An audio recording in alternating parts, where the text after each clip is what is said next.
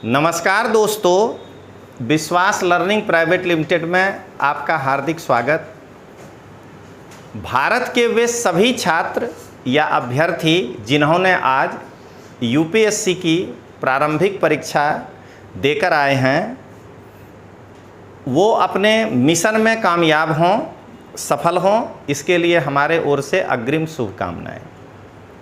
दोस्तों, आज मैं आपके साथ एक ऐसे टॉपिक पर चर्चा करने आया हूं जो यूपीएससी 2025 की जो प्रारंभिक परीक्षा हुई बस अभी थोड़े देर पहले, तो उसमें पेपर का एनालिसिस करूंगा, पेपर का ट्रेंड का बताऊंगा और आज कुछ क्वेश्चन का आपको सॉल्यूशन बताऊंगा।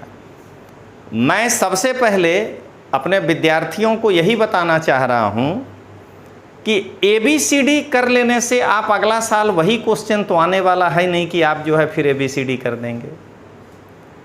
आपको सॉल्यूशन से ज़्यादा ये जानने की आवश्यकता है कि ट्रेंड क्या था और एनालिसिस क्या है पेपर का, किस प्रकार के प्रश्न पूछे जा रहे हैं, ताकि अगले साल की तैयारी आप अच्छे से कर सकें। क्योंकि ये तो हो गया और हरिवंश राय बच्चन जी कहे हैं कि जो बीत गई सो बात गई, माना वह बेहद प्यारा था।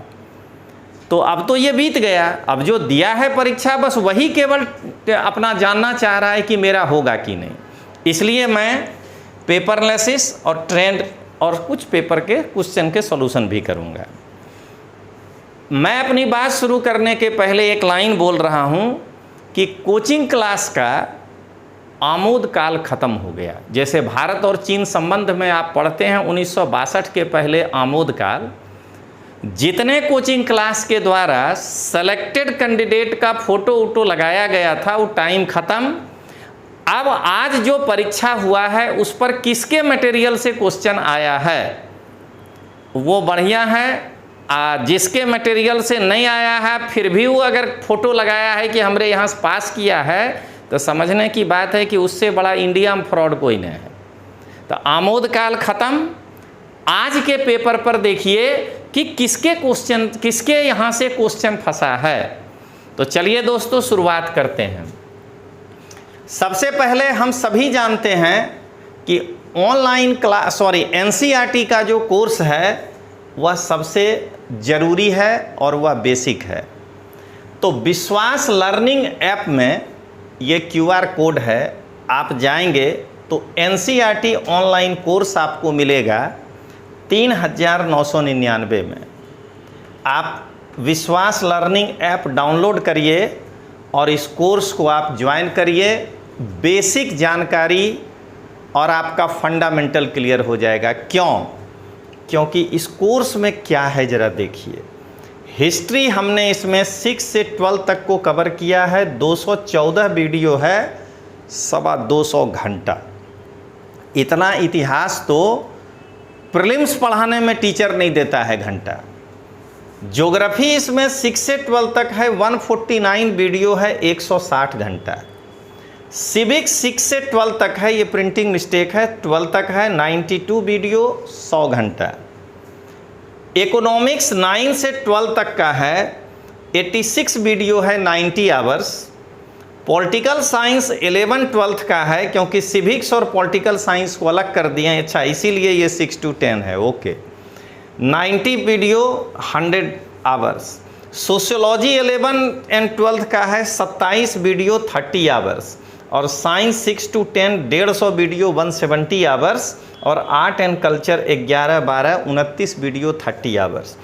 कुल 837 वीडियो है और इसको अगर आप घंटे में तब्दील करिएगा तो 905 घंटा।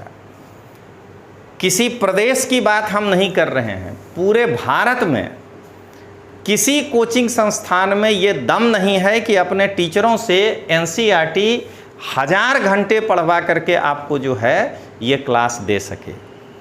तो मैं आज यही कहना चाहता हूँ कि जो भी विद्यार्थी यूपीएससी की तैयारी कर रहे हैं, अगर वो अपना फंडामेंटल क्लियर करना चाहते हैं तो ऑनलाइन NCERT कोर्स 3,999 में अवेलेबल है। आप विश्वास लर्निंग ऐप डाउनलोड करिए और ये 905 घंटे की क्लास जो है आप उसमें पढ़िए और अपना बेस मजबूत करिए।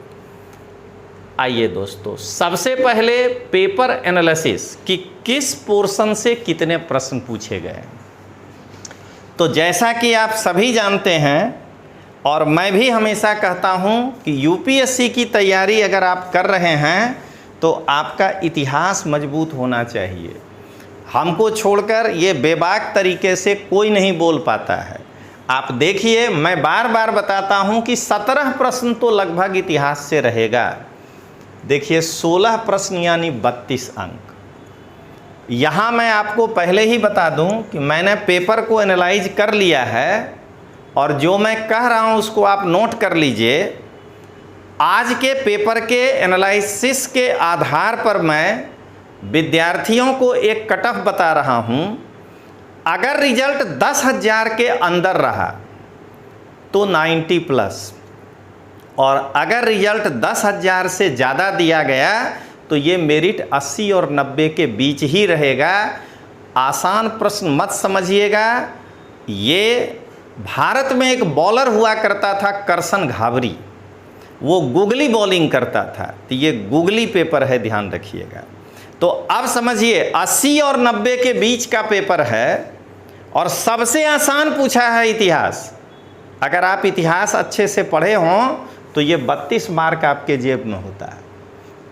अब देखिए, प्राचीन भारत से 6 यानी 12 अंक। एक प्रश्न मध्यकालीन भारत से है और वह भी हरिश्चंद्र वर्मा का किताब से लिया गया है। नंबर जो भी हो, अर्घट वाला जो क्वेश्चन है वो मध्यकालीन भारत का है। उसको तुर्की लोग लेकर यहाँ आया था, वो पूरा अच्छा से हरिश्चंद्र वर्मा अपने मध्यकालीन भारत में समझाए हैं। अब आइए, आधुनिक भारत से 9 प्रश्न था, 18 क्वेश्चन मार्क। इस बार कल्चर का प्रश्न नहीं के बराबर है। अगर आप बहुत खींचेंगे तो ऐसे वाला जो क्वेश्चन आया है मोहनजोदड़ो की डांसिंग वाला, अब उसको इतिहास में रख लीजिए न कल्चर में रख लीजिए, वो आपके ऊपर है। तो कल्चर में रखिएगा तो 5 हो जाएगा, नहीं 6 रहेगा। तो क्या देखें कि अभी भी पहले दबा करके इतिहास पढ़ना चाहिए हर बच्चे को, अगर प्रीलिम्स पास करना है तो, क्योंकि आप हमेशा ये 32 मार्क जो है इसमें 25 तो लाने की स्थिति में रहेंगे ही अगर आप एक बार अच्छे से पढ़ लेते हैं। अब आइए दोस्तों, सेकंड, दूसरा, मैं हमेशा कहता हूं कि राज व्यवस्था आपका मजबूत होना चाहिए। पीटी पास करने के लिए ही नहीं, भारतीय राज व्यवस्था, सरकारी नौकरी में जा रहे हैं और संविधान मजबूत नहीं होगा तो नहीं काम कर पाइएगा। तो देखिए 18 प्रश्न 36 मार्क का, जिसमें से संविधान से 14 प्रश्न पूछे गए हैं 28 मार्क का, पंचायती राज से 1 प्रश्न है 2 मार्क का, और पब्लिक पॉलिसी से 3 क्वेश्चन है 6 मार्क का। तो इसका मतलब ये हुआ कि 36 और 32 यानी 68 मार्क जो है ये 2 में से ही है। प्लस माइनस करके अगर आप 50 ले आते हैं ये 2 पढ़ के ही, तो क्या हुआ, अब स्ट्रगल खाली 40 गो नंबर का बचता है। इसलिए मैं हमेशा विद्यार्थियों को कहता हूं कि आप इतिहास और पॉलिटी पढ़िए। अब यहाँ दोस्तों मैं समराइज कर देता हूं। मैं विद्यार्थी से कुछ भी छिपाता नहीं हूँ और छिपाना भी नहीं चाहिए। समराइज नहीं कर रहा हूँ, इसी को काट के शॉर्ट्स में डालूंगा, इसलिए मैं थोड़ा समराइज कर देता हूँ। यूपीएससी फिर से देखिए, यूपीएससी 2025 प्रारंभिक परीक्षा में भारत के इतिहास से 16 प्रश्न पूछे गए जो कि 32 अंक के हैं। इसमें प्राचीन भारत से 6 प्रश्न यानी 12 अंक, मध्यकालीन भारत से 1 प्रश्न यानी 2 अंक, और आधुनिक भारत से 9 प्रश्न यानी 18 अंक। तो इतिहास इस बार 16 प्रश्न दिया और 32 अंक का दिया। ये हमारे शॉर्ट्स में काम आएगा, इसलिए हम बोल गए। अब आइए इसको भी एगो शॉर्ट्स बना लेते हैं, तब ना 7 दिन तक चलाते रहेंगे जो बाकी टीचर लोग चलाता है। देखिएगा ऐसे मूड़ी गांठ करके आप बोलेगा और उसके बाद वो वाला शॉर्ट्स बा एम में जाता है। तो देखिए यूपीएससी 2025 के प्रारंभिक परीक्षा में भारतीय राज व्यवस्था से 18 प्रश्न पूछे गए, मतलब कि 26 अंक के थे, जिसमें भारतीय संविधान से 14 प्रश्न यानी 28 मार्क, पंचायती राज से 1 प्रश्न यानी 2 मार्क और लोक नीति से 3 प्रश्न यानी कि 6 मार्क। अब आइए तीसरा, मैं हमेशा कहता हूँ कि भूगोल, इकोनॉमिक्स, पॉलिटी और हिस्ट्री ये आपका मजबूत होना ही चाहिए। तो आज देखिए आर्थिक विकास से मैं आपको बता रहा हूँ, और इकोनॉमिक्स को हमने जानकर 2 भागों में बांटा, क्योंकि एगो यूट्यूब पर आता है मोटका चश्मा वाला गोरका टीचर, नाम उम इसलिए नहीं बताते हैं, कुछ जूनियर फूनियर का नाम ले क्या करेंगे, फालतू है वो सब। देखिएगा पढ़ा है कुछ और, मैं कमेंट में बोल रहा हूँ कि पढ़ा है हिस्ट्री, पढ़ाता है केमिस्ट्री, इकोनॉमिक्स का बैकग्राउंड नहीं है, इकोनॉमिक्स में भौकाली करता है। तो उसी को बताने के लिए कि बाबू अभी भी तुम एक नन्हा सा बच्चा हो, 90 जो है कि तुमको देख लेने से तुम हमसे ज़्यादा जानकार नहीं हो जाओगे। लालू यादव को भी सुनने के लिए 20 लाख लोग आ जाता है तो बहुत बड़ा नेता नहीं हो जाएगा। तो हमेशा ध्यान रखना है गुणवत्ता, वो भ्रष्टाचारी कहलाएगा।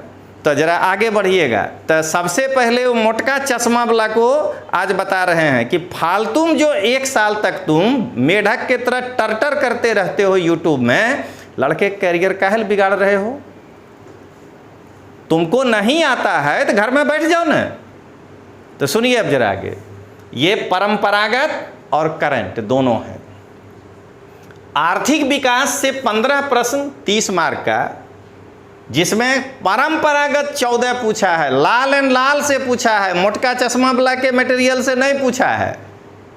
अब ये उसका हालत खराब हो गया होगा कि जब उसके लिफलेट में से अभी निकाला है, थोड़ा दिन पहले कहता था ये पढ़ लो सब हो जाएगा, तुमरा होबे न किया लड़का को हो जाएगा। रे बदमाश सब कहीं का, झूठ मूठ के आकर के जो है बर्बाद किया है यूपीएससी फील्ड को।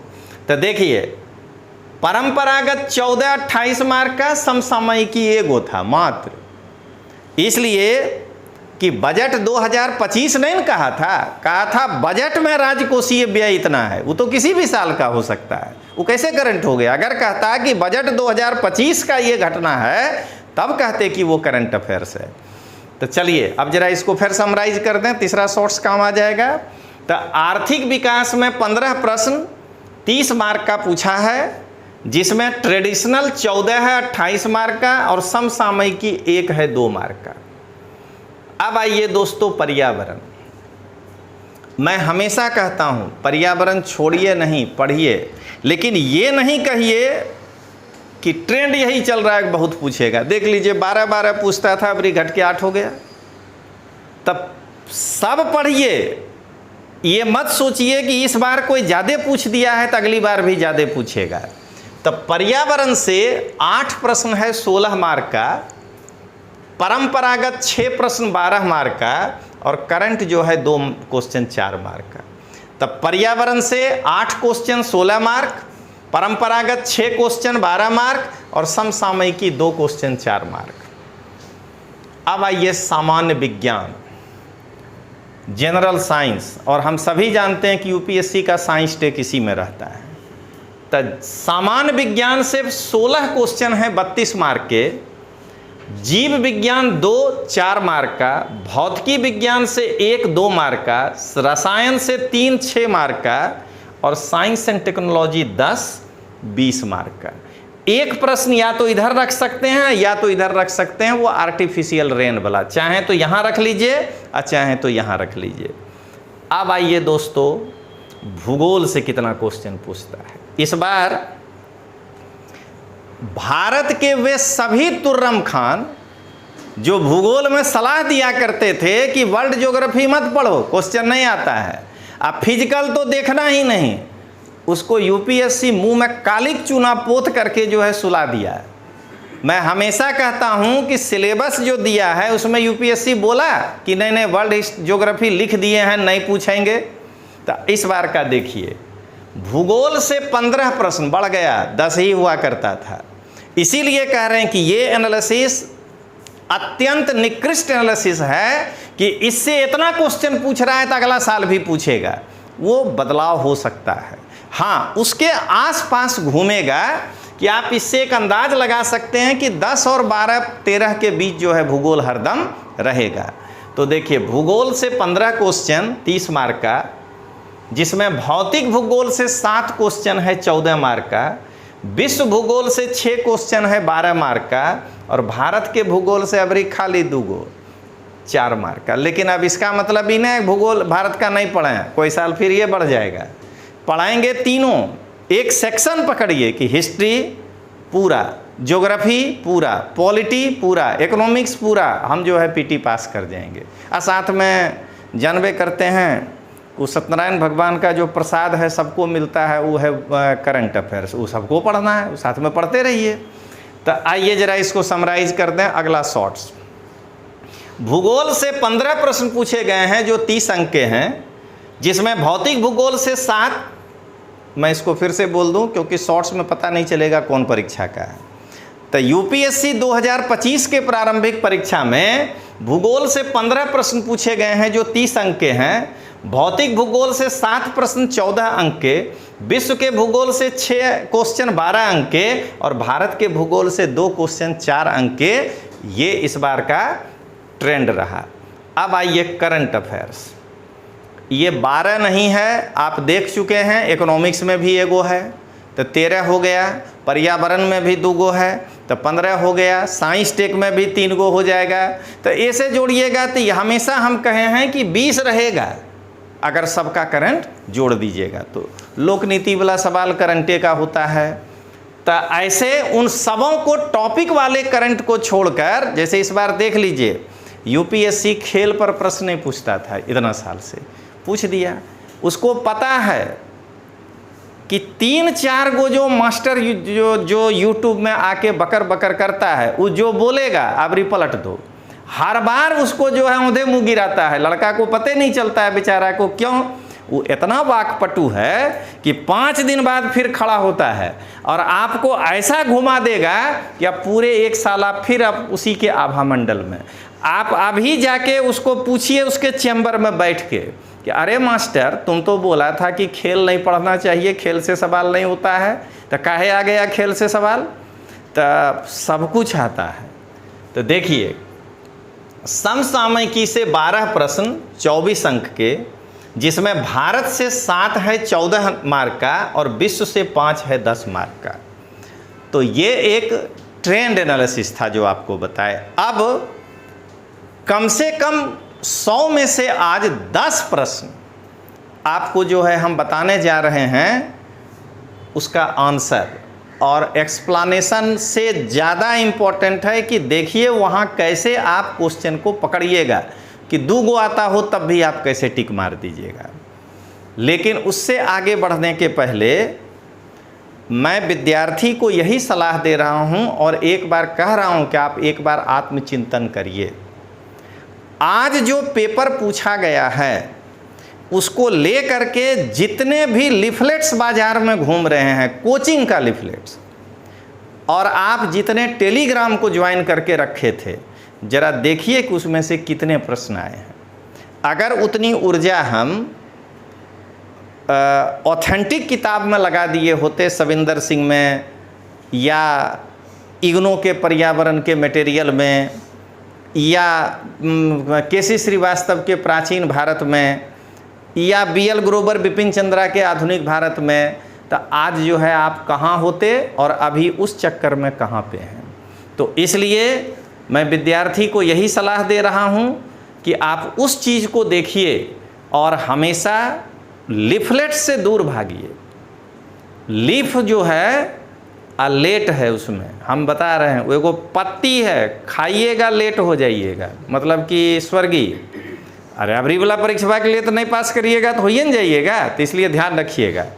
आइए अब देखें हम लोग, तो मैं जो आपको ऑथेंटिक किताब बताया हूँ, मैं अपने ऑनलाइन क्लास नहीं, वो क्लास तो ऑफलाइन ही होता है, उसको हम वीडियो में रिकॉर्ड करके डाल देता हूँ, ऑथेंटिक किताब ही पढ़ाता हूँ। मैं लाल एंड लाल का ही इकोनॉमिक्स पढ़ाता हूँ, क्योंकि मेरा मानना है कि मोटका चश्मा वाला जो इकोनॉमिक्स पढ़ाता है वो जीवन में लाल एंड लाल ही पढ़ा है, भले तुमको आपको आके कहे कि नहीं जो है हम नहीं पढ़े हैं। समझ गए? तो इसलिए मिश्रापुरी ही पढ़ना है, चाहे वो कितनों बकर बकर करे। आप समझ लीजिए वो इकोनॉमिस्ट नहीं है, ये हमको कोई वो कभी पेपर नहीं सेट किया है और जो पढ़ाया एक को बार नहीं आया है। तो अगर हमको कोई दिल्ली स्कूल ऑफ इकोनॉमिक्स का आके या मनमोहन सिंह जी आके कह देते कि नहीं पढ़ो ये किताब बेकार है यूपीएससी के लिए, तो हम मान लेते। ये इस तरह के झोला छाप छुटभइये बहुत घूमते हैं, और जितना दिन तक आप वो मोटका चश्मा के पीछे रहिएगा उतना आप जो है फेल करिएगा। तो सुनिएगा, तो यहाँ हर विषय में ऑथेंटिक बुक ही रखा जाता है। आज उसका लेखा जोखा आपको बता देते हैं। यहाँ पे प्रिंटिंग मिस्टेक है। ऑनलाइन यूपीएससी प्रारंभिक परीक्षा कोर्स, उसका डिटेल्स पहले आप विश्वास लर्निंग ऐप डाउनलोड कर लीजिए, यही है, वहाँ पर जाके देखिएगा। सामान्य अध्ययन 7,999 में विश्वास लर्निंग ऐप पर ये अवेलेबल है। क्या है इसका डिटेल्स? तो विज्ञान इसमें 150 वीडियो है 170 घंटे, कला संस्कृति पर 29 वीडियो है 30 घंटा, पर्यावरण पर 40 वीडियो है लेकिन 60 घंटा, भूगोल आप देखिए कितने घंटे पढ़ाए हैं, 194 वीडियो है 225 घंटा, राज व्यवस्था 222 वीडियो है 250 घंटा, और इतिहास का टारगेट रखे हैं अभी चल रहा है 250 वीडियो आएगा 275 घंटा। अर्थव्यवस्था में टारगेट रखे हैं 100 वीडियो, हालांकि बहुत आगे जाएगा लेकिन मेरा अपना अनुमान है 150 घंटा। और साइंस टेक में 150 वीडियो आएगा, यह टारगेट है मेरा। ये 3 अभी चल रहा है 175 घंटा, यानी ये क्लास में 1135 वीडियो अंदाजित होगा और 1335 घंटा, लेकिन हम कह रहे हैं कि ये 1500 घंटा होगा। अब आप सोच करके देखिए कि 365 दिन है, 65 दिन आप त्यौहार दोस्त का शादी उसमें बिगड़ता ही है, 300 दिन काम करते हैं। 5 घंटा रोज़ खाली ये मेरा वीडियो देखिएगा तब जा कोर्स ख़त्म होगा, उसके बाद 5 घंटा पढ़िएगा तब इतना डिटेल्स है। तो मैं ज़रा समझिएगा दोस्तों, तो मैं यूपीएससी की तैयारी करने वाले छात्रों को आज यही रिकमेंड कर रहा हूँ कि ऑनलाइन यूपीएससी प्रारंभिक परीक्षा कोर्स विश्वास लर्निंग ऐप पर जाकर के डाउनलोड करिए और ये आप परचेज कर लीजिए 7,999 में। इसमें 1135 वीडियो और 1335 घंटे का क्लास मिलेगा, और ये 1 साल का आपको वैलिडिटी है कि आप इसको पढ़ सकते हैं। अब आइए दोस्तों हम लोग अपने काम पर आते हैं। आज आपको मैं दिखाना चाह रहा हूँ, मेरे पास जो सीरीज था उसमें से छांटे हैं कि क्वेश्चन को कैसे अलग किया जाता है। देखिए जरा, पहले क्या कहता है, बिम्स्टेक के संदर्भ में निम्नलिखित कथनों पर विचार कीजिए। यह जनवरी 2025 तक 7 सदस्य देशों से मिलकर बना एक क्षेत्रीय संगठन है। जनवरी 2025 क्यों कहा? इसलिए कि बिम्स्टेक का अप्रैल महीने में हुआ था सम्मेलन। इतना करंट सवाल है 2025 का। यह ढाका घोषणा 1919 पर हस्ताक्षर होने के साथ अस्तित्व में आया। बांग्लादेश, भारत, श्रीलंका, थाईलैंड और नेपाल बिम्स्टेक के संस्थापक सदस्य हैं। बिम्स्टेक में पर्यटन उपक्षेत्र का नेतृत्व भारत कर रहा है, और उपर्युक्त कथनों में से कौन सा कौन से सही हैं? बस यही कोचिंग वाला इतने जानता है, कैसा 4 गो स्टेटमेंट लिख देना है आई वाला भाषा। देखिए यहाँ कितना बढ़िया से ABCD सजाया है, 1 2 2 3 1 4 केवल 1। जरा सुनिएगा, हम इसमें अगर हम पेपर दे रहे होते तो हम पूरा नहीं पढ़ते। मेरी छठी इंद्री कह रही है कि 2 चेक कर लो, अगर वो सही हो जाए तो हमको नीचे जाने की ज़रूरत नहीं पड़ेगा। फिर अगर 2 सही हो जाए तो 4 बिल्कुल नहीं सही है, और 2 अगर गलत हो जाए तब फिर जो है 2 अगर गलत हो जाए तो 3 भी गलत ही है। यही कहता है कारण 3 कहीं और नहीं है। आपको लगता है कि 100 क्वेश्चन 120 मिनट में कैसे बनाएंगे, वहाँ पर ट्रिक भी है। तो सबसे पहले देखिए, ढाका घोषणा ही पहले गलत है, बैंकॉक घोषणा है। 1999 नहीं है, हम क्लास में पढ़ाए हैं, मेरे नोट्स में है 1997 है। 2 जैसे गलत हो गया, ए और बी नहीं होगा। अब हम पहला स्टेटमेंट नहीं पढ़ेंगे क्योंकि पहला सही है, इसलिए कि दोनों जगह है। 2 ही पढ़ेंगे, हम आपसे जल्दी पेपर सॉल्व करेंगे, यही आपको टेक्निक समझा रहे हैं। अब हम पहला नहीं पढ़ेंगे, चौथा पढ़ेंगे कि अगर ये सही है तो आंसर सी है और गलत है तो आंसर डी है। एक पढ़ने का जरूरत नहीं है। तो कहता है कि बिम्स्टेक में पर्यटन उपक्षेत्र का नेतृत्व भारत कर रहा है, ये नेपाल कर रहा है, तो आंसर हो जाएगा केवल एक, डी। अब देखिए जरा, मैं व्याख्या करके लाया हूँ। अब मैं ये अगर बोलूँ तो आपको ज़्यादा अच्छा लगेगा, लेकिन ये जो मैं अब कह रहा हूँ दिमाग में वो क्या कहते हैं, गोबर भरने वाला चीज़ है। इंटेलिजेंसी देखिए कि आप कैसे पेपर को निकाल सकते हैं। 7 सदस्य देश है बिम्स्टेक में अभी, बांग्लादेश, भूटान, भारत, म्यांमार, श्रीलंका, नेपाल, थाईलैंड। ये सही, लेकिन ये नहीं है रास्ता सही। रास्ता सही है कि पहले गलत पकड़िए। इसकी स्थापना 97 के बैंकॉक घोषणा के साथ हुआ। इसका जो संस्थापक सदस्य है वो बांग्लादेश, भारत, श्रीलंका और थाईलैंड है। इसमें नेपाल कहाँ से आ गया, वो 2004 में आया है। और अब सुनिए, भारत को दिया गया है नेतृत्व, सुरक्षा, आतंकवाद, अंतर्राष्ट्रीय मुकाबला, आपदा प्रबंधन और ऊर्जा, और नेपाल को दिया गया है पर्यटन। 7 देश को अलग अलग दिया है, उसको टेबल बना करके तैयार करना था। कोई नहीं पढ़ाया, ना आप पढ़े, इसलिए फंस गए बिलम कि चौथा सही होगा कि नहीं। तो क्या देख रहे हैं, ऐसे पढ़ना नहीं है, पहली बार में पढ़ना है। आंसर निकालने का ये तरीका है। तो क्या हुआ कि इसका आंसर निकल गया केवल डी, मतलब कि केवल एक। अब आइए दूसरा। इसीलिए मैं कह रहा हूं दोस्तों कि अभी आपको लग रहा होगा कि सर कैसे कह दिए कि मेरिट 80 से 90 के बीच में जाएगा। अभी हम 10 क्वेश्चन बता रहे हैं, देखिए आप गिर के 80 पे आ जाते हैं कि नहीं। अब आइए, निम्नलिखित में से किसे मिलाकर गांधी शांति पुरस्कार के प्राप्तकर्ता का चयन करने के लिए जूरी बनती है? भारत का राष्ट्रपति, भारत का प्रधानमंत्री, भारत का मुख्य न्यायमूर्ति, लोकसभा में प्रतिपक्ष का नेता। नीचे दिए गए कूट का प्रयोग कर सही उत्तर चुनिए। केवल 2 4, 1 2 3, 2 3 4 और केवल 1 और 3। अब फिर बता रहे हैं, हम सब पढ़ेंगे ही नहीं कि क्या है। हम इतने जानते हैं कि राष्ट्रपति जो है उस सबका संरक्षक होता है, वो किसी जूरी मेंबर नहीं हो सकता है। फिर साइन कौन करेगा, इतने सा समझना है कि जूरी मेंबर राष्ट्रपति से जिसका कद छोटा होगा वही हो सकता है। तो प्रधानमंत्री हो सकता है, प्रतिपक्ष का नेता हो सकता है, न्यायमूर्ति हो सकता है, महामहिम है वो। उनका तो काम है कि जो नौकर रखे हैं ना नीचे प्रधानमंत्री के रूप में, क्या कहते हैं, चीफ जस्टिस के रूप में, वो जो सलाह देगा साइन कर देना है। तो इसलिए राष्ट्रपति नहीं होगा।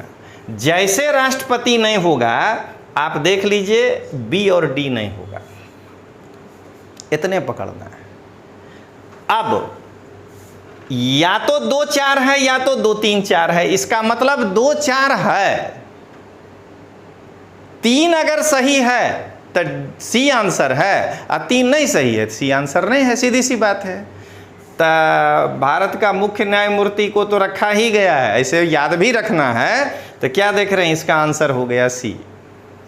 मैं यही बताना चाह रहा हूं दोस्तों कि गर्दन ऐसे करके और क्या कहते हैं, लड़के का विकास हो या नहीं हो, खुद का विकास कर लेना अच्छा बात बोल करके बहुत आसान है। समझ गए? लड़के का झाड़ फूक करके, ओझागिरी करके जो है पैसा कमाना आसान है, और उससे भी बड़ा 1 लाख सेना का नेतृत्व करके अपने नाम के पीछे खान लगा लेना आसान है।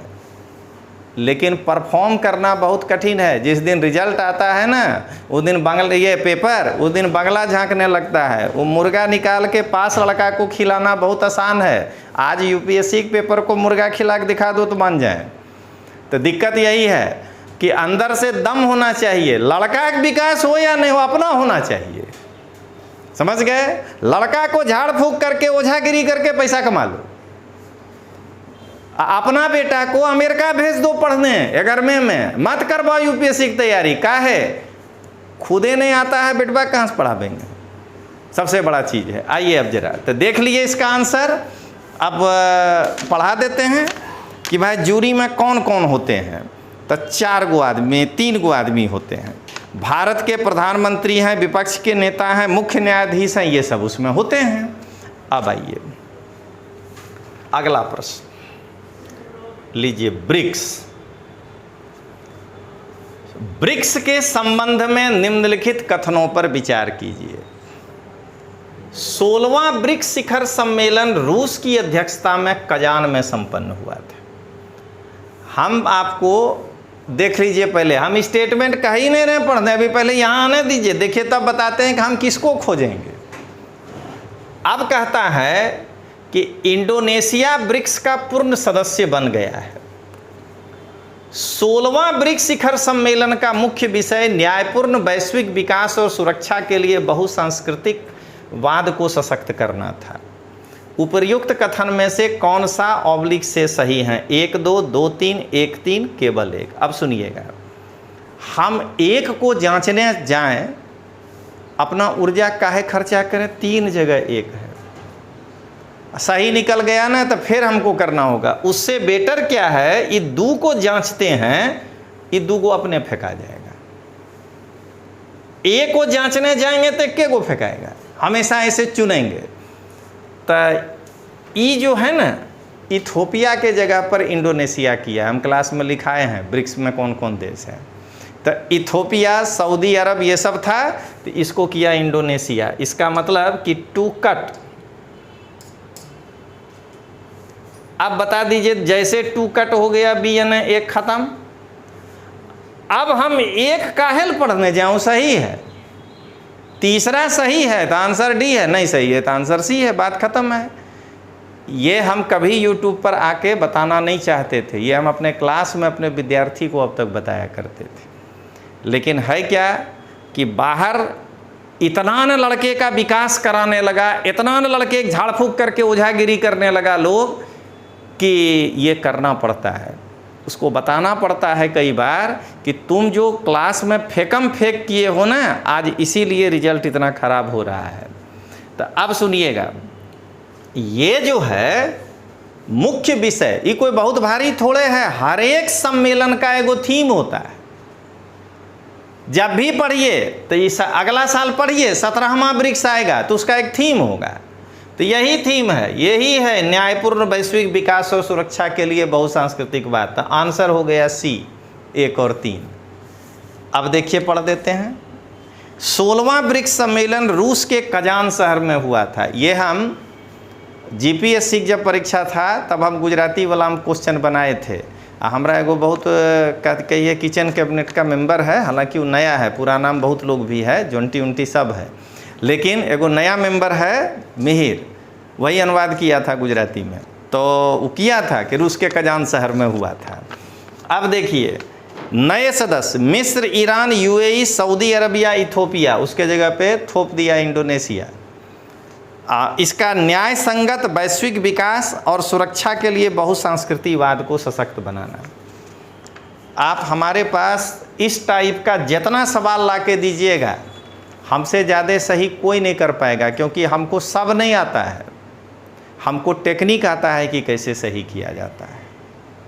ऐसे ही GPSC का 2006 का जब हम गुजरात आए थे तो हमको लड़का लोग कहा कि आप पास करके दिखाइएगा। तो हम बोले थे कि मेंस नहीं कर पाएंगे, गुजराती में लिखना है, PT करके दिखा देंगे। तो ऐसे ही GPSC में 310 नंबर हमको 350 में नहीं आया था। ठीक है, तब नहीं था नेगेटिव मार्किंग, नेगेटिवे होता तब भी 290 होता 350 में, तो ऐसे नहीं आया था। यही है कि आपको आप जितना इस तरह का प्रश्न दीजिएगा ना, हमको छांटने आता है, हम छांट देंगे। तो क्या होगा कि विद्यार्थी अगर अटेम्प्ट लिया 20 नहीं आता है तो उसका गलती होगा 15। हम अगर लेंगे तो मेरा सही हो जाएगा 15, जबकि हमको भी आ नहीं रहा होगा सब। उस चक्कर में क्या होगा कि मेरे और उनके बीच में गैप हो जाएगा। आप सोच सकते हैं कि जीपीएससी 2006 का जो प्रीलिम्स का रिजल्ट आया था गुजरात में, मात्र 217 मेरिट था 350 में, हम 310 पाए थे। तो ऐसा थोड़े कि हमको सब सवाल आता था। हमेशा ध्यान रखना है कि आपके अंदर ट्रिक आना चाहिए। अब आइए आगे बढ़ें। तकरीबन 10 गो सवाल तो आज आपको बता ही देंगे। अब इस सवाल में बिना रटे हुए काम नहीं आता है, लेकिन हम आपको बताते हैं, थोड़ा सा पढ़े रहिएगा तो कैसे ट्रिक लगेगा। वायु प्रदूषण कम करने हेतु कृत्रिम वर्षा कराने के लिए तरीके में किनका प्रयोग होता है? सिल्वर आयोडाइड और पोटेशियम आयोडाइड, सिल्वर नाइट्रेट और पोटेशियम आयोडाइड, सिल्वर आयोडाइड और पोटेशियम नाइट्रेट, सिल्वर नाइट्रेट और पोटेशियम क्लोराइड। सबसे पहले ध्यान रखना है, जो हम बता रहे हैं समझिएगा, नाइट्रेट कभी वर्षा नहीं करा सकता है। वर्षा तभी न होगा जब H2O होगा, जल होगा तब भी न होगा। तो नाइट्रोजन 3 ऑक्सीजन को ऐसे पकड़े हुए है कुछ छोड़वे नहीं करेगा। तो ध्यान रखिएगा, ये पहले जहां जहां नाइट्रेट है वहां वहां हटा दीजिए। आपको नहीं मालूम है तब भी आंसर ए हो जाएगा, ठीक है। तो ये है, लेकिन देख लीजिए, ये इतने को जानना है कि नाइट्रेट नहीं कराता है, समझ गए, वर्षा करा ही नहीं सकता है, NO3 है वो। नाइट्रोजन को पेड़ पौधा डायरेक्ट लेकर के बायोलॉजी में पढ़ाए हैं, उसको नाइट्रेट में तब्दील कर देता है। तो क्या देख रहे हैं आप? आंसर हो गया ए। हम तो नहीं पढ़े हैं विज्ञान, अरे हम पढ़े हैं, हम फिजिक्स से हैं, लेकिन उनको बात बता रहे हैं नहीं पढ़े, हम एकदम मूर्ख हैं, 10वां पास हैं। लेकिन हमको इतना मालूम है कि ये बारिश नहीं कर, क्लोराइड कब से बारिश कराने लगा, लेकिन इस पर ताकत इसलिए नहीं लगाएंगे कि एक के जगह है, बार बार हम इस पे लगाएंगे कि अगर ये पता चल जाए तो गलत। अच्छा, दूसरा देखिए कैसे पकड़िएगा, नहीं तो आयोडाइड बार बार है, ठीक है। लेकिन यहाँ एगो भिन्नता ये है कि जहाँ आयोडाइड नहीं है, ये दोनों एक के होगा तभी होगा। या तो ये सिल्वर नाइट्रेट से यहाँ पोटेशियम नाइट्रेट लिखता, तब हम कंफ्यूज करते। देख रहे हैं ना, दोनों आयोडाइड है, ये सिल्वर और पोटेशियम है। तो ऐसे करके पता लगाते हैं। अब बोलिए इसमें क्या पढ़ दें कि आंसर है ये। अब आइए आगे बढ़ते हैं। अगला क्वेश्चन 17वां क्वेश्चन, निम्नलिखित कथनों पर विचार करें। लोकसभा का विघटन होने पर विघटन के पश्चात होने वाले लोकसभा के पहले अधिवेशन के ठीक पहले तक अध्यक्ष अपने पद को रिक्त नहीं करेगा। ये लाइन लिखाए हैं क्लास में, लेकिन हम कहते हैं नहीं पढ़ना है, परीक्षा में हरदम ध्यान रखिएगा। अभी आपको दिखाते हैं कि इतना बड़ा हम कैसे 2 मिनट में आंसर निकाल के दिखाते हैं। भारत के संविधान के उपबंधों के अनुसार लोकसभा का कोई सदस्य अध्यक्ष के रूप में निर्वाचित होने पर अपने राजनीतिक दल से तुरंत त्यागपत्र दे देगा। एक आप मिलेनियम डॉग सिनेमा देखिएगा, हम कहते हैं कि एकदम देखिएगा उस सिनेमा, बहुत दिन पहले आया था। धारावी के झोपड़पट्टी में रहने वाला लड़का मिलेनियम जो है जीत गया था क्वेश्चन आंसर में। तब पुलिस को शंका था कि लगता है ये पेपर फोड़ लिया था, तो उसको पुलिस जब इंट्रोगेशन किया तो पूरा सिनेमा उसी पर है कि जब पुलिस पूछता था कि सवाल का जवाब तुम कैसे दिया, तो कहता था कि पॉलीथीन चुनने गए थे, वहाँ ई वाला बात हमको याद आया था। तो यहाँ अभी देखिए तो मिलेनियम डॉग बन के। दूसरा स्टेटमेंट आपको याद नहीं करना है, क्या ओम बिरला जी बीजेपी की सदस्यता से इस्तीफा दे दिए हैं? नहीं दिए। आज भी ओम बिरला जी बीजेपी के ही सदस्य हैं, तो दूसरा तो यही गलत हो गया, ज़्यादा जाने की जरूरत नहीं है। यहाँ इशारा यही कर रहा है कि दूसरा को पकड़ो, 3 जगह है, पढ़ना ही नहीं है आगे। देख रहे हैं यूपीएससी आप ना 21 साल से 32 साल वाला बच्चा को गूगली में फंसा सकता है, हम लोग को नहीं फंसा सकता है। हम लोग ना पहले 15 साल तैयारी किए हैं, अब 22 साल पढ़ाए, 37 साल का अनुभव है। आज जो पेपर बना रहा होगा ना वो हमारे ही उम्र का आदमी होगा, तो अब नहीं फंसा पाएगा। तो देख लीजिए, बोलिए अब तीसरा पढ़ें कि लोकसभा के अध्यक्ष को लोकसभा के तत्कालीन समस्त सदस्यों के बहुमत के पारित संकल्प द्वारा, अरे ये तो लाइनें लिखा है क्लास में, लेकिन हकीकत में यही है कि राजनीतिक दल से तुरंत त्याग पत्र दे दे, उसकी मर्जी। कहानी क्लास में सोमनाथ चटर्जी का हम सुनाए हैं कि जब उन पे दबाव डाला था तब वो इस्तीफा दिए थे, तुरंत नहीं दिए थे। जब उनको सीपीआई कहा कि हम टेका खींच लिए हैं, हम जो है, सॉरी हिंदी है, टेका नहीं बोलेंगे गुजराती सब, जब कहा समर्थन खींच लिए हैं तो तब कहा कि आप इस्तीफा दीजिए, कहा नहीं देंगे। अब जो है बिना राजनीतिक, लेकिन ये तुरंत त्याग पत्र हम बताए हैं क्लास में, ये इंग्लैंड में होता है कि जब आप लोकसभा अध्यक्ष बन जाते हैं तो आपको तुरंत। आप बता दीजिए कि 2 यहाँ 2 यहाँ 2 यहाँ, इससे आसान कोई ऑप्शन हो सकता है? लेकिन मैं यही कह रहा हूं कि जितना विद्यार्थी परीक्षा दिए हैं, आप देखिए कि उनमें से कुछ लोग या तो यहाँ गए हैं, यहाँ, या तो कुछ लोग यहाँ गए हैं, कुछ जो है जो एकदम में ने बेचारा पढ़ा होगा वो तो कहीं चला गया होगा ABCD में। तो ये ध्यान रखिएगा। लूडो खेलता है कुछ विद्यार्थी कि फेंको और बस हो जाए। देखिए आपकी अग्नि परीक्षा इस सवाल में होता है, यहाँ आपका बुद्धि काम नहीं करेगा अगर दोनों सही नहीं, दोनों नहीं जानते हैं तो। समझ गए? क्यों? ये जानते हैं, मान लीजिए ये नहीं जानते हैं, ये गलत हो जाए, वो बात बता रहे हैं, कहीं ये हो गलत हो जाए तो हमेशा ध्यान रखिएगा। इसलिए यूपीएससी कितना भी बदलाव करती है, इस सवाल को नहीं छोड़ता है, क्योंकि यहीं पर आकर के चेक होता है कि तोमर सर पढ़ के आकर के टिक मारे थे कि मिलेनियम डॉग बलम मार दिए, सब सही हो गया। तो देखिए जरा, इसको पढ़ के बताते हैं। यदि कोई प्रश्न उठता है कि लोकसभा का कोई सदस्य 10वीं अनुसूची के अधीन निर्हरता से ग्रस्त हो गया है या नहीं, तब संघ की मंत्रिपरिषद की राय के अनुसार राष्ट्रपति का निर्णय अंतिम होगा। ये 10वीं अनुसूची मंत्रिपरिषद कहाँ से आ गया भाई?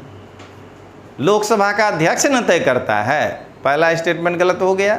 10वीं अनुसूची 52वां संशोधन, तो मंत्रिपरिषद के सलाह पे तो अयोग्यता का सवाल राष्ट्रपति अगर मंत्रिपरिषद के सलाह पे करने लगा तो राहुल हर 10वां दिन डिस्क्वालीफाई होगा और चुनाव लड़ रहा होगा। ध्यान रखिएगा। तो हर 10वां दिन राहुल गांधी, अरे आज तुम ज़्यादा बोला, आओ जरा कैबिनेट का मीटिंग बुलाते हैं, राहुल गांधी डिस्क्वालीफाई। समझ गए?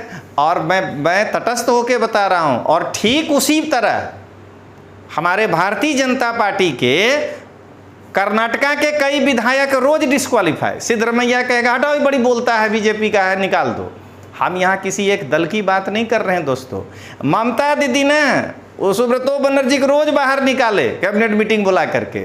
तो यहाँ पर यही है। नीतीश बाबू बेचारा तेजस्वी को कहे कि हर दूसरा दिन पे बाहर जाओ। तो यहाँ किसी एक पार्टी के विरुद्ध नहीं बोल रहे हैं दोस्तों, आप जरा समझिएगा। अब कहता है भारत के संविधान में राजनीतिक दल का कोई उल्लेख नहीं है। इतना इंटेलिजेंट सवाल है ये कि 52वां संशोधन को अगर छोड़ दीजिए तो एक आर्टिकल से लेके 395 के बीच कहीं नहीं है। अगले साल का प्रश्न समझ लीजिए दे रहे हैं कि मूल संविधान में राजनीतिक दल का उल्लेख नहीं है, तो नहीं था। 52वां संशोधन में है कि यदि कोई व्यक्ति अपने राजनीतिक दल की सदस्यता को त्याग दे तो वो डिस्क्वालीफाई हो जाएगा। परंतु यदि उस राजनीतिक दल से 2/3 लोग बाहर हो जाएं तो नहीं होगा। तो आज संविधान में उल्लेख है, तो इस कारण से आज आंसर हो गया डी, ना तो 1 और ना ही 2। आपको बता रहे हैं दोस्तों कि कुछ नहीं पढ़े हैं हम। ये मत सोचिएगा कि बाकी फैकल्टी जैसा हमको 2 दिन लगेगा देखने में। हम ये चैट जीपीटी या ग्रोक, हम तो आप लोग के साथ नहीं चर्चा कर रहे हैं। हमारा एक ट्विटर है, रजनीश सिंह तोमर बिहार का बेटा करके, उसमें हम पॉलिटिकल बात सब करते हैं। तो गुरुकबा से हमारे बारे में पूछा कई लोग, मेरा विरोधी, राजनीतिक विरोधी, ये रजनीश तोमर कौन है, नहीं बता पाया कि रजनीश तोमर कौन है। वो इतने बताया कि ये इनकी विचारधारा ये है, ये इसके जो है विरुद्ध में बोलते हैं। ग्रोक कोई बहुत ज्ञानी आदमी नहीं है। जिस चीज़ को इंसान ने बनाया, मैं यहाँ ओपन नहीं बोलूँगा क्योंकि भाई आजकल असहिष्णुता का भी दौर है, लेकिन जिस चीज़ को इंसान ने बनाया वो इंसान से ताकतवर हो ही नहीं सकता है। जिस चीज़ ने इंसान को बनाया, इंसान उससे ताकतवर नहीं हो सकता है। जैसे इंसान ने तलवार बनाया, तलवार बहुत ताकतवर हो गया, इंसान का रुको हम जो है ढाल और कवच बना देते हैं। अब बोलो ताकत। इंसान ने कहा कि अरे ढाल बना लिया, कवच बना लिया, रुको बुलेट बनाते हैं, गोली। अब तो गोली हो गया भयानक, कारों को बुलेट प्रूफ जैकेट बना। बोलो तो हमसे तुम ज़्यादा होशियार हो। तो कितनों एलन मस्क आज कितना भी कहे एआई, वो कितनों एआई है, वो भूसगोल है, इसलिए कि उसको हम बनाए। जो डेटा का जो तार उसमें जोड़ेंगे ना, कि लो ये एक्स का तार, ये फेसबुक का तार, ये यूट्यूब का तार, बस वो उसी में घूम करके हमको जो है जवाब दे देगा कि ये आदमी कौन है। नहीं तो आज आपको हम बताते हैं, अगर ग्रोक को हम एक प्रश्न पूछते हैं जवाब दे दे तो मान जाएंगे, बहुत जानकार आदमी है। आप लोग भी पूछिएगा, पूछिए कि पहलगाम में जो आतंकवादी हमला किया था अभी कहाँ छुपा है, अगर ग्रोकबा बता दे तो मान जाएंगे। तब हम जान जाएंगे कि ग्रोक के पास सब प्रश्न का उत्तर है। समझ गए? तो यही बात है। तो ना तो कोई बाबा बता सक रहा है आज के डेट में, जो हाथ देख के या पर्ची निकाल के गप करता था, नहीं ग्रोक बता पा रहा है कि कहाँ पे है। तो आइए अब जरा अपने आगे बढ़ें। तो अब जरा अभी वन लाइनर है, इसमें देखिए मैं अभी ही बता दे रहा हूं कि यूपीएससी इस प्रश्न को वापस ले लेगा। ये प्रश्न गलत छप गया है, और या ए को सही मानेगा। मैं बता देता हूँ, ये मॉडर्न इंडिया का है। ये सब लेवल तभी जब बिपिन चंद्रा या ताराचंद पढ़िएगा। गांधी ने विख्यात वक्तव्य कहा था कि राजद्रोह मेरा धर्म हो गया है। हुआ क्या था कि चंपारण सत्याग्रह से तो जुड़ा ही नहीं है दूर दूर तक। असहयोग आंदोलन में जब चौरी चौरा कांड हुआ था, और उस कांड में गांधी जी को जब गिरफ्तार किया गया, ब्लूमफील्डवा जो न्यायाधीश था, तब उस ब्लूमफील्डवा के सामने गांधी जी बोले थे कि आपको जो सजा देना है दे दीजिए, आजकल राजद्रोह मेरा धर्म हो गया है, सेडिशन। और वो इस बात को, जो उनको पकड़ा गया था, जो केस चल रहा था, वो असहयोग वाला पर नहीं था। नवजीवन अखबार में गांधी जी लिखे थे कि आजकल हालात ऐसा हो गया है कि मुझे लगता है कि राजद्रोह अब मेरा धर्म हो गया है। ये तो चारों में कहीं नहीं दांडी कानून में है, नहीं चंपारण में, नहीं लंदन में, नहीं भारत छोड़ो आंदोलन में। तो या तो यूपीएससी इसको वापस ले लेगा, या नहीं तो अब चंपारण क्लोज दिख रहा है 1922 से थोड़ा पहले, लेकिन ऐसा होता नहीं है। तो आप लोग अब 99 और 198 मार्क पर मेरिट सोचिएगा। तो समझ लीजिए अब 90 मेरिट घट के 88 यही हो गया, क्योंकि एगो प्रश्न गलत हो गया। इसलिए कह रहा हूँ मैं कि 80 और 90 के बीच जाता है। अब आइए आगे, और साथ में लड़के के विकास कराने वाला, लड़का के झाड़ फूक करने वाला ओझा, सबको चैलेंज करते हैं कि आके एकदम खुल कर जरा बोल के बता दो कि क्वेश्चन गलत है, तो मान जाएंगे। क्योंकि नवजीवन अखबार का तुम वो लाइन नहीं पढ़े हो अभी, इसलिए तुम नहीं बता पाओगे। अब आइए, अब इस सवाल पर क्या व्याख्या करें जरा बताइए तो, कि मोहनजोदड़ो से प्राप्त नाचती हुई डांसिंग गर्ल, अभी है ना बोले कैसे वाला हाथ, ये जो है ब्रॉन्ज का है, इसमें कुछ नहीं है, ये बताने नहीं है। एगो चीज़ और समझ लेना है, सोना का हो सकता है, कार्नेलियन का हो सकता है, मट्टी वाला जो है वो या तो खंडित होता, पूरा नहीं मिल पाता है, धातु को होना जरूरी है। ठीक है, अब आइए आगे, अब थोड़ा आगे बढ़ते हैं, बहुते सवाल है ऐसे। तो हम कल जो है सेक्शन वाइज आएंगे आपके साथ, माने हिस्ट्री एक साथ, पॉलिटी एक साथ, ऐसे करके। अब अहमदाबाद और गुजरात में रहने वाला वो लड़का जिसको अगर लगता हो कि विकास केवल लड़के का कोई दूसरा ही विकास नहीं करा सकता है, तोमर सर भी करा सकते हैं। लड़के का झाड़ फूक करके ओझागिरी केवल कोई और नहीं कर सकता है, तोमर सर भी कर सकते हैं।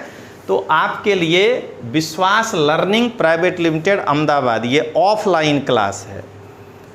इसमें कवर किया जाएगा एनसीईआरटी 905 घंटे, लेकिन ऑफलाइन नहीं, ये ऑनलाइन में आपको पढ़ना है। मतलब आप जब एडमिशन लेंगे तो आपको हम वो ऐप का चाबी दे देंगे। प्रीलिम्स में 1500 घंटा हाइब्रिड सीजीएस और सीसेट, यानी कुछ क्लास ऑनलाइन करना होगा और कुछ क्लास ऑफलाइन मिलेगा। और 1500 घंटा का मेंस का क्लास है, ऑप्शनल एक्सक्लूडिंग और इंटरव्यू। अगर ये करना चाहते हैं तो 31 मई 2025 से ये क्लास शुरू हो रहा है। 9428804128 और 7043771326 पर आप जो है संपर्क कर सकते हैं। एकदम में इच्छा हो कि नहीं जाके डायरेक्टे मिलना है सर से, तो 410 Ratna business square opposite HK college, आश्रम रोड, अहमदाबाद। चलिए अब जरा देखें, ये सब क्वेश्चन इजी है, ABCD। हम दरअसल आना चाहते हैं वैसे। अब ई सवाल जो है कोई बता ही नहीं सकता है कि कौन किताब से आया। समझ गए? क्या कह रहा है? पपीता, अनानास, अमरूद, उपर्युक्त में से कितने 16वीं 17वीं शताब्दी में पुर्तगाली भारत लाए थे? तो हम जब पढ़ाते हैं, हमारे नोट से आया है, ये भी बता रहे हैं। पपीता, अनानास, अमरूद और काजू, ये 4 गो जो फसल है ये पुर्तगाली अपने यहाँ लेके आया है। तो 4 गो में 3 गो तो पूछा न, तो आंसर क्या होगा? सभी 3 है ना। ये ABCD है, इसमें क्या बताएं आपको कि कैसे पकड़िएगा। अब आइए जरा ये देखिए, तो वर्ल्ड ज्योग्राफी से तो सवाल ही नहीं आता है, तो ये कहाँ से आ गया? तो निम्न देशों पर विचार कीजिए: United kingdom, Denmark, New Zealand, Australia और ब्राज़ील। उपर्युक्त देशों में से कितने में 4 से अधिक काल क्षेत्र हैं? शब्द पकड़िएगा, 4 है, नहीं पूछ रहा है कि खाली ब्राज़ील हो जाए। और दूसरा, इतने में रुक जाना है कि अकेला ब्राज़ील नहीं है, क्योंकि ऑप्शन ए नहीं है, केवल एक। समझ गए? इसका मतलब कि ब्राज़ील के अलावा भी कोई है ज़्यादा टाइम जोन वाला। ठीक है, तो अब सुनिएगा, आपके दिमाग में एक डेनमार्क आएगा कि नहीं होगा? कभी नहीं सोचिएगा, भले वो इतनी गो का है। दरअसल उसके उपनिवेश पॉलिनेशियन में, माइक्रोनेशियन में कहीं न कहीं 2 गो द्वीप होगा। तो हम आपको अभी बता देते हैं यहाँ पर, तो उस तरीक़ा से आप जो है टिक मार लीजिएगा। अभी फ़िलहाल ये जो यूके है, इसका 9 टाइम जोन है। अभी भी इसका सूरज अस्त नहीं होता है, छोटा छोटा आइलैंड बहुत जगह है। डेनमार्क का 5 जो है, न्यूजीलैंड का 5 है, ऑस्ट्रेलिया का 9 है और ब्राज़ील का 4 है। इसका मतलब आंसर होगा सभी 5। 4 से अधिक तो सब भिन्न हो गया, सॉरी, आंसर होगा केवल 4। 4 से अधिक, ये नहीं कह रहा है कि 4 हैं, शब्द पकड़िएगा, समझ गए?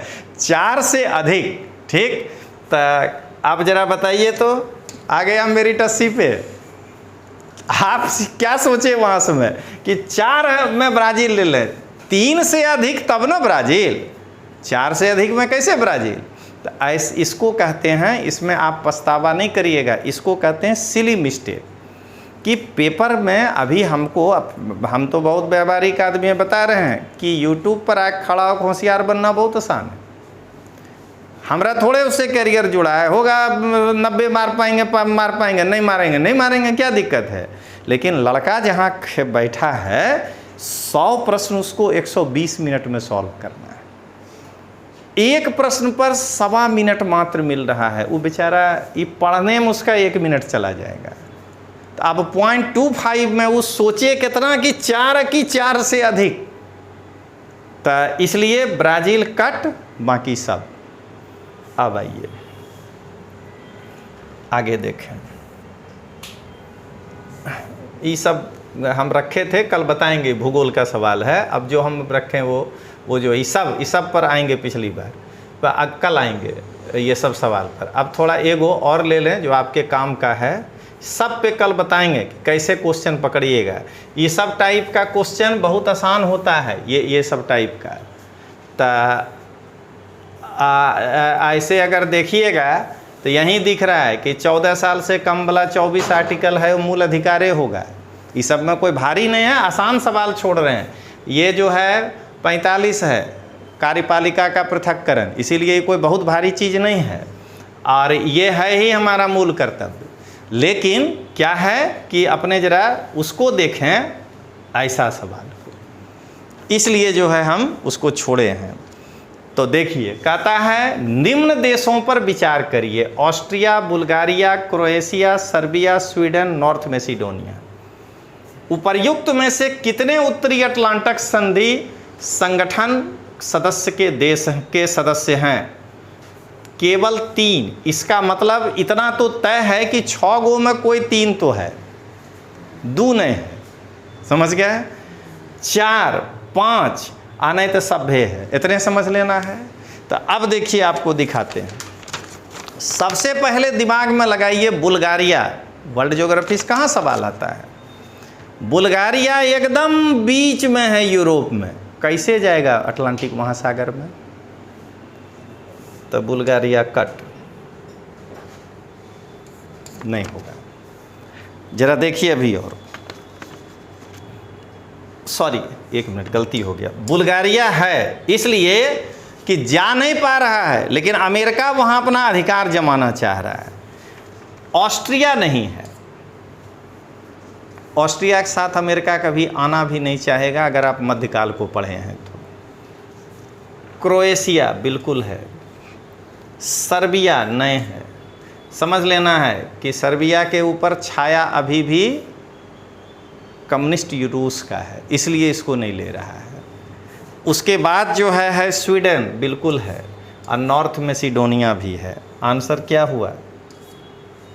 4। अब आइए अगला देखें, इससे भी बढ़िया कि भाई वर्ल्ड ज्योग्राफी सवाल नहीं आता है। आपको 10 से ज़्यादा सवाल लिए 72वां क्वेश्चन ले रहे हैं। निम्नलिखित देशों पर विचार कीजिए: Bolivia, Brazil, Colombia, Ecuador, Paraguay, Venezuela.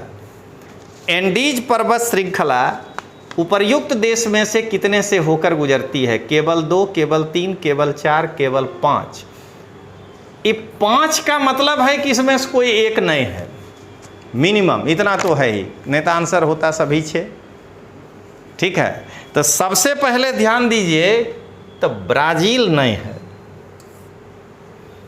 आपको हम पढ़ाए हुए हैं, एकदम बगल से गुजर जाता है, ब्राज़ील को टच नहीं करता है। अब देखिए, पराग्वे पूरब में है, उरुग्वे के ऊपर। एंडीज पश्चिम से गुजरा है, पराग्वे कैसे जाएगा? तो अब बता दीजिए कि क्या आंसर होगा इसमें?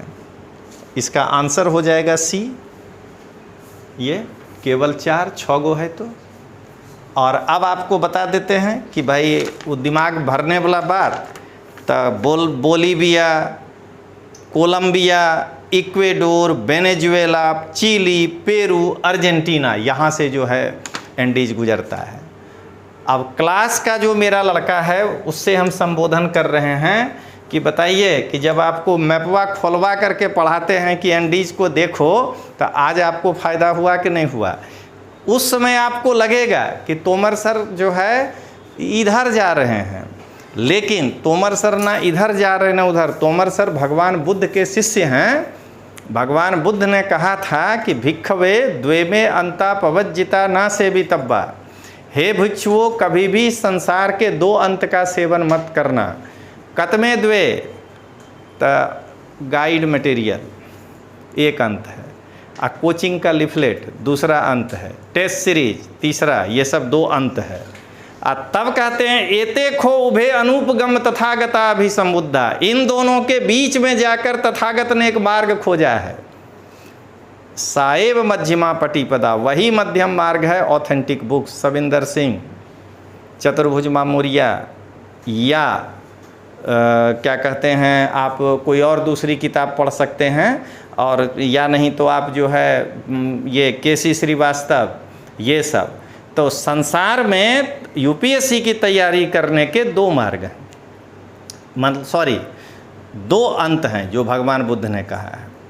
एक अंत है खाली जो है गाइड मंगा लीजिए तमाम प्रकाशन का, कोई एक प्रकाशन नहीं, सब उसका मंगा लीजिए जिसका आपको अच्छा लगे, जिसके ऊपर वो दाढ़ी वाला क्या कहते हैं हड़प्पा का वो मूर्ति वाला फोटो लगा दे, फट से खरीद लीजिए। इससे अच्छा तो कोई किताबें नहीं होगा। आज समझ लेना है कि अगर आप इतिहासकार होते तो वो किताब बिल्कुल नहीं उठाते, उससे घटिया कोई किताब हो ही नहीं सकता है। कारण कि सम्राट अशोक को अपने अभिलेख पर अपना नाम लिखने की जरूरत नहीं पड़ता है। पियदस्सी चक्रवर्ती राजा, चक्रवर्ती प्रियदर्शी राजा, इतना बड़ा देश है उसका कि हर जगह लोग जान रहा है कि चक्रवर्ती कौन है। आज जो राजा सामंतवाद का शिकार होकर हेतनीगोम शासन करेगा वो कहेगा एक राट चंद्रचूड़ावनी विराट महाराजाधिराज, तब कहेगा कि पधार रहे हैं। तो ध्यान रखिएगा, जिस किताब के ऊपर जितना अच्छा टाइटल में डिजाइनिंग समझना है उसके अंदर उतने घटिया बात लिखा है। आज जिस किताब पर ऐसे ई वाला फोटो कोई फैकल्टी का आ जाए, समझना है कि उसका रैंकिंग सबसे नीचे, उससे महाघटिया किताब कोई हो नहीं सकता है। आज जो टेक्स्ट बुक है, सविंदर सिंह कभी अपना फोटो लगाते हैं भौतिक भूगोल के किताब में? चक्रवर्ती प्रियदर्शी राजा, जरूरत क्या है भाई? भौतिक भूगोल होता है एक बार पहाड़ का फोटो लगा देते हैं, समझ में आता है तो खरीदो, नहीं आता है तो घर जाओ, कोई बात नहीं है। तो इसीलिए इस चीज़ को ध्यान रखिएगा। तो अंत में आजकल थैंक यू बोलना पड़ता है, नहीं विद्यार्थी नाराज हो जाता है। तो धन्यवाद, जय हिंद, जय भारत।